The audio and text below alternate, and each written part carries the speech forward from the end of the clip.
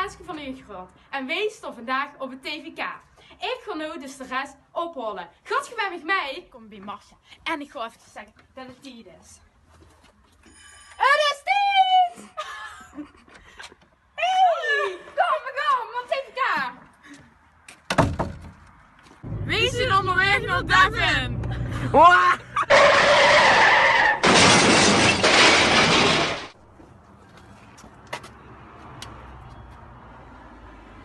Devin! Het is zoiets! Kom mee, we gaan naar het TVK! Ik moet de deur nog sluiten.